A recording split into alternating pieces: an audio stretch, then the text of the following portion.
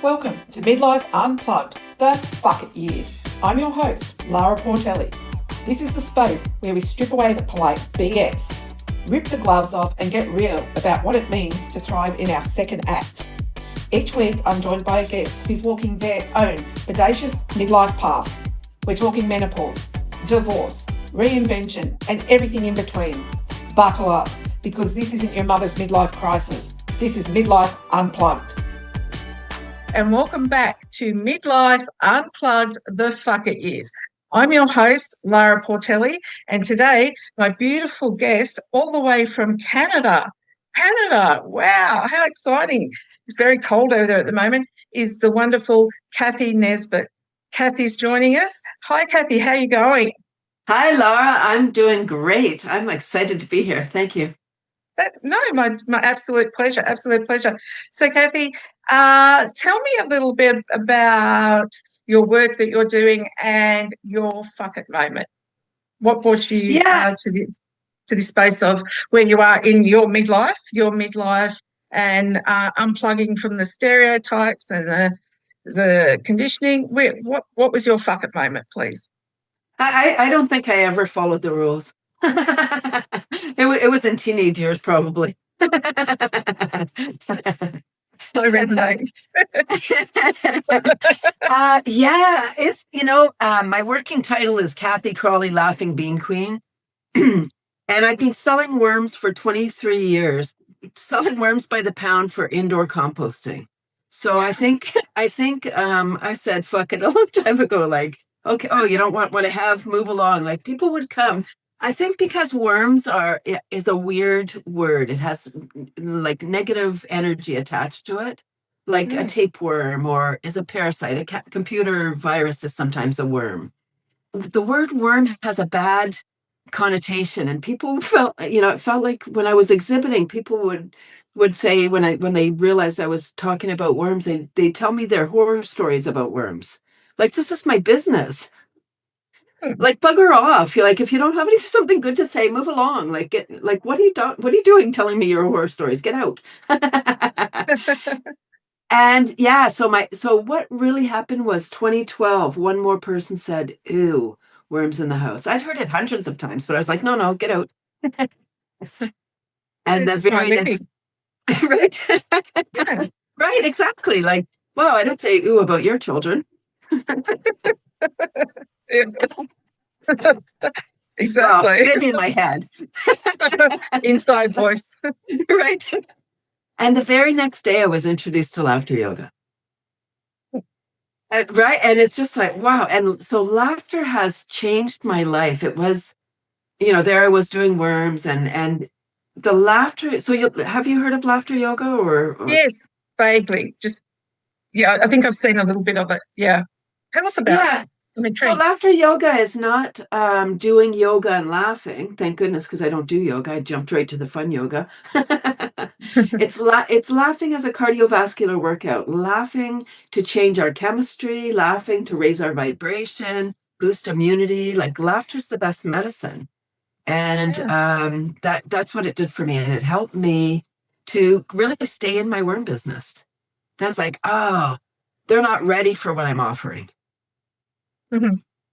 And I was able to, because I think on a certain level before 2012, when somebody said, ew, worms in the house, I kind of took it personal. Yeah. And gave me the permission to say, you know what? No, get out of here. It would have stung a little bit, right? That's your passion, your work, what you chose to go into for your livelihood and your interest. And yeah, as you're saying, it hurt a little bit. So the laughter yoga helped you let me, if I've got this right, Cathy, it kind of put a shield around you, bubbles for you to be able to cope with those negative comments. But really, people don't need to judge. We have too much judgment in this world. Oh, if everyone would just stay in their lane, like everyone just like do your thing and, encourage rather than discourage. We're so quick, like you said, we're so quick to judge and poo-poo what everyone's doing. And we don't want to change. And if somebody's doing great, we're like, oh no, come on back down here. We want to let me knock them drag. down. In Australia, we have a saying called tall poppy syndrome. So, if someone grows a little bit higher in the field than someone else, like a poppy goes a little bit higher and does a little bit better, boom, the scissors come out, cut you back down, cut you back down. And it's unfortunate because we've all got our own journey on this planet and our own timeline to be working to. So I don't understand it either. So now you do the two, is that correct? The worms and I'm really transitioning out of the worms and into the laughter. I thought it was my life's work, and I kind of thought we were given one mission in life. So I was like, oh, another mission, what's happening? Yeah, and then I actually have come to the realization that we're given many missions. Like every day, if we go and help somebody, that's our mission for the day. Yeah. Yeah. So now, I mean, since 2020, when the world shut down, we have a global mental health tsunami. It was here before 2020, but it's really here. How do you torture people? Isolation. Yes, loneliness. I'm finding the little bit of reading and studying that I'm doing. Loneliness is one of the biggest. Don't get me wrong. I get that the pandemic was a big deal, but the other pandemic people are dealing with is loneliness. It's terrible. It's I think really it's like a disease of its own. It's so isolating for people. It is. And then you're just stuck with that voice in your head. And that voice is never your friend. You would never choose somebody to be your friend that talks to you like your voice does. Absolutely. And then it goes over and over like a record and just breeds more negativity at times. And unless you can try to start changing it. But yes, I agree with you. And talk us a little bit. You have an acronym that you use that Dose. I love. Yes. Dose. But not dose in the sense of dosing in medication, but dose. I loved it when I saw it. I thought, oh, we have to talk about that. Tell me about dose and tell our audience at home and to the people listening, what's dose for you, Cathy? So What's it mean for you? Yeah. So I say have you ever heard laughter's the best medicine? Yes. My next question is, have you had your daily dose? Dopamine, oxytocin, serotonin, and endorphins, the love drugs, the happy hormones. When we're laughing, we're secreting all those feel-good chemicals versus cortisol, adrenaline, epinephrine when we're stressed. And we're living in this perpetual state of stress. Like we're afraid, there's not enough jobs, there's no houses, there's not enough food, all the things, fear, there's war, there's like everything. It's like, oh, they're still standing. Let's throw something else on them. Yeah, yeah. And where did you come up with dose? Was it something you were working on or you just... Well, it's really interesting because in laughter yoga, they talk about, the happy hormones. They were in a different order. It was endorphins was first, and they were like they said, we're secreting these things. And when I moved them around, I was like, man, it spells dose. Why don't we just talk about laughter? And because we're literally in charge of our own pharma. When we're stressed, we're secreting those chemicals. When we're happy and we're laughing, we're secreting those chemicals. And I kind of wonder, like, as soon as we smile, we start secreting the right? We send a note to our brain, hey, I must be happy. Pew, pew, pew. And then we giggle, ha, ha, ha. And then more, ha, ha, bigger laugh, ha, ha, ha, pew, pew, pew. And I'm like, oh my gosh, am I going to wear out my dispenser? I get that. I get that. That's so important. It's so important. I love what you just said. And it's important too when we work with clients to remember that we release our own pharma. We really do, whether it's the sad pharma or the happy pharma. And as you're saying, the mental health tsunami in the world is just... and if we could just be a little kinder to people and everyone's got their own stuff that they're dealing with. And as you're saying, a smile. I do it a lot. I walk down the street and if I'm coming out of a shop or chemist, and I smile at people in the street just to see if someone will react. And 9 times out of 10, people are just so wound up in their own, like you're saying, I think it's in that voice. They just don't even see people smiling at them or, hello, have a good day, enjoy your day. There's just none of that anymore. Are you finding that, Cathy? We're distracted. I feel like we're like walking zombies.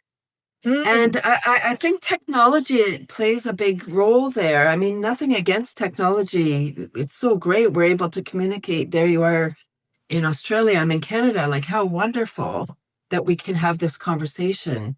However, there's no boundaries. It feels like it's the Wild West and people need to feel like they're on all the time.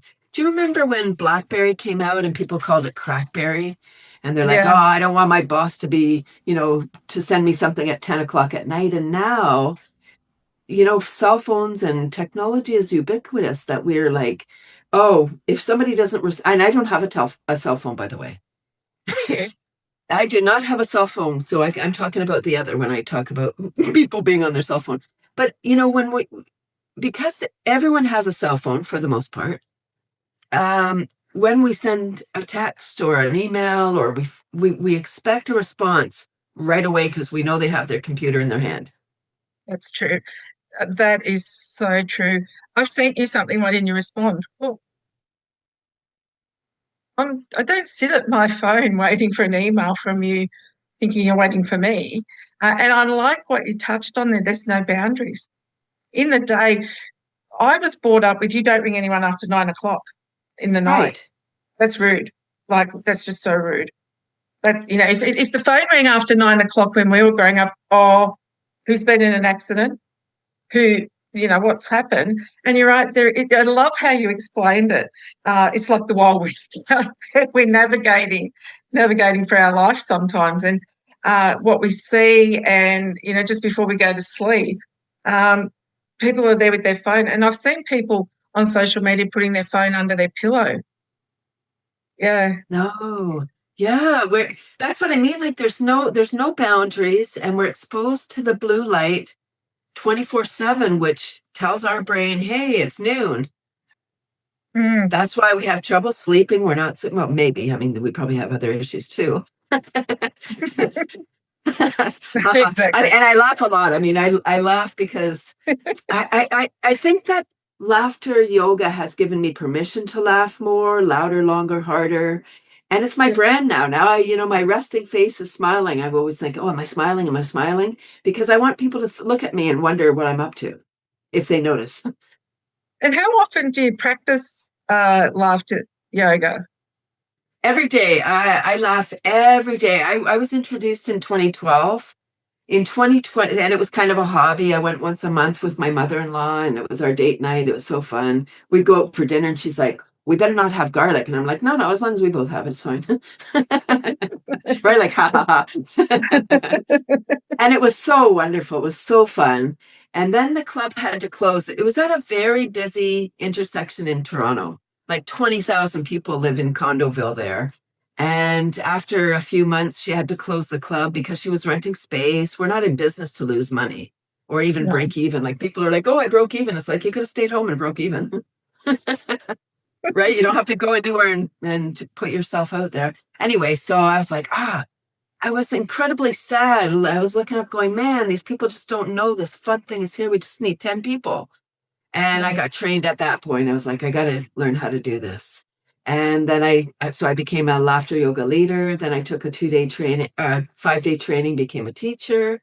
And I was appointed laughter ambassador by the founder in 2017. And Wow. and I wear that badge very proudly because his goal is world peace. And I Mm. believe that it started in 1995 so he could train people in over 120 countries. Laughter is a global movement. And Love it. before 2020, even the founder believed that it needed to be done in person for us to feel the energy and to experience it. And we all now know that we're very adaptable and our energy translates through technology. And so I think it's beautiful that 2020, so we all shut down. That wasn't beautiful, wasn't so fun, but it changed a lot of things. And that's when I started my online laughter club. And so over 5.5 years, I've had it's free online club. And that again has changed everything for me because I love Tuesdays. I'm always, I'm a philomath, which means I'm a lifelong learner. I love learning new things and then bringing that to my club. I incorporate all different healing modalities. Laughter is complementary magic medicine. So I incorporate tapping, brain gym, qigong, because it's just energy. So it's just, these are the things we're not taught in school or I know. in life at all. These are little secrets. And I don't know, not to be a theorist at all, but I mean, I don't think it's not a secret that our food's broken, our healthcare is broken, our education's broken. All these systems are kind of piecemeal or something. And I kind of feel like we're just surviving rather than thriving. Yeah. And what was the word you used just a little while back so that we can chat to the audience about? Is it a lifelong learner? But you used a word. Oh, philomath. Yeah. Philomath. Don't you love it? Philo. Philo. Philo. And then math. Oh, love it. For the audience at home, philomath. Every day is a school day on this earth. Every day is something that you learn. And I totally agree with what you were saying. I think if we could, and I think, there's some wonderful schools out there now like Rudolf Steiner and Montessori and, but if we could incorporate some of those teachings in schools and I know the word resilience is overused at times, but it is an important, tool to have in your toolbox. Some of the things I learned at school, I've never used again, and I've been out of school 40 years, nearly. Right. And, yeah, as you're saying, the systems, and another generation gets kind of marched to the schoolyard and, and on we go, and then your 9-to-5 job, and on we go, and it's another system, and it's another, and off we go, and it's just cyclic. Is that what you find, Cathy? Yes, and I can't remember who said it, but they said it was someone from the UK, so I can't remember who it was, but they said the public school system sets us up to be employees. So they talk about comparing apples and oranges like some frivolous, ridiculous thing. If you go to private school, they teach you to be an entrepreneur. They teach you to be business. And instead of talking about comparing apples and oranges, they would talk about, you've got 5 factories and you want to add 3 more. How many do you have now? I've not heard that before. It's interesting. Isn't it? Yeah, it kind of struck me because you think about, I don't know in Australia, but in North America, the politicians are all groomed. I mean, they all go to private school and they're from a certain echelon. And, that's why we always see the same people in power, and it just goes around. It's a very small pool of people that are up at the top. So, you're very passionate about your worms and your laughter yoga. What else drives you in midlife? What's on the cards for you moving forward, Cathy? I want to stay healthy. I want to stay vibrant. And I've set a life goal of 111, to live to 111. Wow. And I love that number. I know. I know, right? I want to be living independently. I want to be still vibrant, have my mind, and probably still leading Laughter Club. Maybe for money, maybe I won't need money by then. Hopefully I don't. So in order to get there and be vibrant and vital, I need to be extra vital and vibrant here. So I really take self-care and me time I have a very there's definitely boundaries. It's non-negotiable, my morning and evening routine. Which is my self-care, because people will get up, they wake up in the morning and start going through their to-do list. So before they even set foot on the ground, they're already stressed because they're thinking about that conversation they have to have or all the things they have to do. Instead of that, what I do is I just take a couple of nice, slow, long, deep breaths before I get out. Think about what I'm grateful for. Even sometimes it's hard. Like sometimes it's like, oh my gosh, I'm not sure. But I have a house, I slept in a bed, and I have food and all those things. Like maybe they're not that small if you don't have those things. And then I do meditate for a bit. I go outside, I I have my feet on the ground, so I'm getting the earth's energy. I'm getting recharged, so to speak. Like the earth is the socket, and I'm the plug. I go plug into the earth. Do some stretches, even in the winter, but not if there's snow on the ground. I was going to say, what do you do when it's snowing?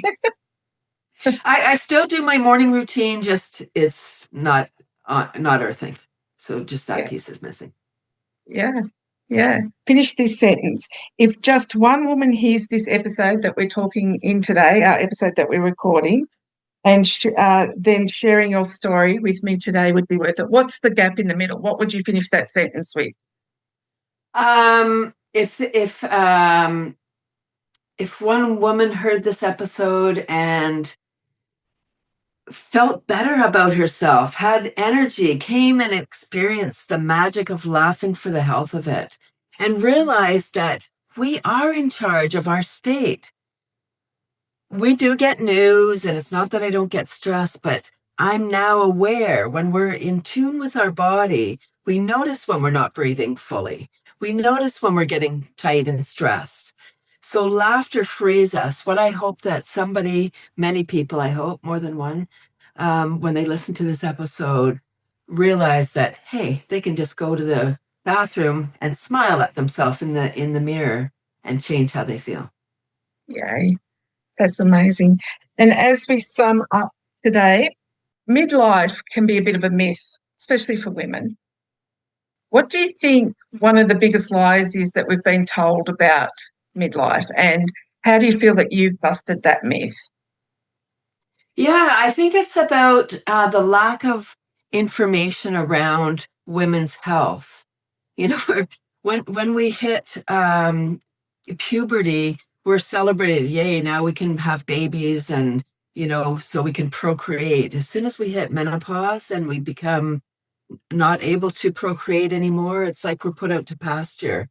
And I'm here to say, like, we're now crones, we're wise women, we're warriors in a good way, because we bring compassion, we bring collaboration, we bring wisdom that is helping the younger set. I think that that's one of my roles, and one of my responsibilities is to help younger women realize that it's not over when you hit menopause. Like, you're not done. You're just beginning, actually. I think it's the second act. It's the beginning of something new. It is. I agreed. Yeah.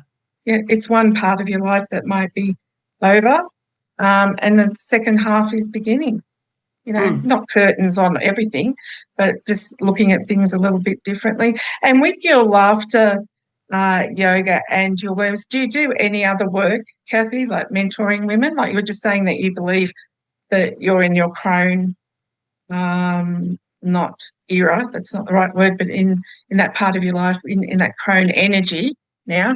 Do you impart that with mentoring with other women, younger women? I do. Yeah, I do whenever I can, and actually men too. I'm happy to work with anybody that wants to learn from me. But what I've realized, this is really a shocking discovery that I made. When I go to mentor somebody, one of my hard rules is that we have to talk on the phone, by Zoom, or in person. One of those things. I won't just work with you by email or text. Well, text I can't because I don't have the technology, but I like that.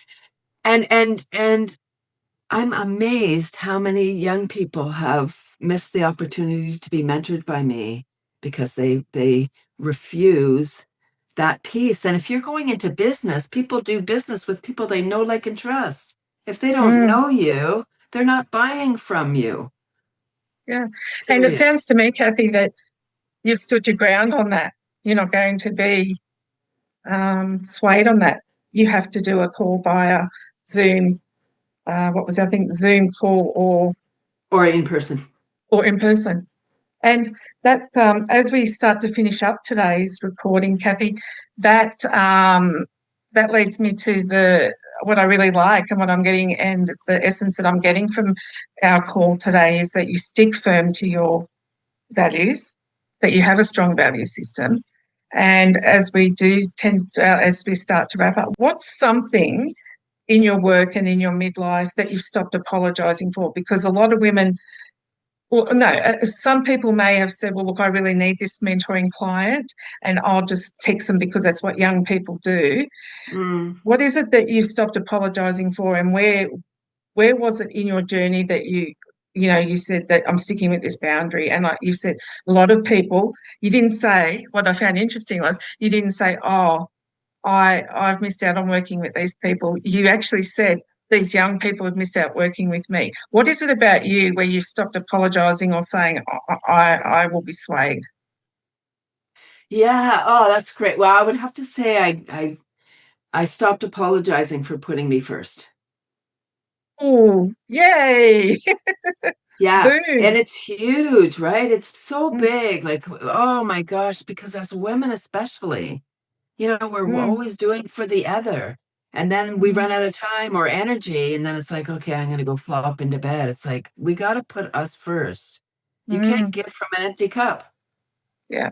So for that woman that's listening to our episode at home, hello, audience, that might be vacuuming and doing a million things. Did you hear what Cathy said? If you did, please leave a comment in the comment box. Cathy stopped apologising for putting herself first because, as we all know that saying that, put your own mask on the plane. We know it's used a lot, but it is true, right? It's really used a lot, but it's for a good reason. I can't help you if I can't breathe. Yeah. Cool. All right, Cathy, thank you so much. Is there any final words you'd like to leave us with today? We thank you for being on the show. Oh, I'm just so grateful for the opportunity. I want people to know that joy is our birthright, and we're living in this state of stress, and we could live in joy and then just dip into stress every now and then and go, ooh, no, not the stress, the joy. I love that. Joy is our birthright. Yeah. Yeah. Yeah. Don't get stuck in that. This can sometimes, that voice, as you were saying. Yeah, get out of your head, get into your body and feel what it is that you need to feel, because you need to feel it to heal it. We can't just think our way out of stuff. Yeah, and it's one of our biggest tools, but unfortunately it can be also one of our biggest sabotages. And yeah. All right, Cathy, we'll let you get back to your evening over there. It's your dinner time, I would say. You're heading to dinner? It is. Yes. Okay. Thank you so much for joining us, and thank you everybody who's tuned into this episode of Midlife Unplugged the Fuck It Is. We look forward to seeing you again very soon. Bye for now. That's a wrap on this episode of Midlife Unplugged the Fuck It Is. If today's conversation lifts something up in you, hit subscribe, share it with your midlife crew, and keep the conversation going. I'm Lara Portelli. See you next week for another raw, real, and unapologetic chat.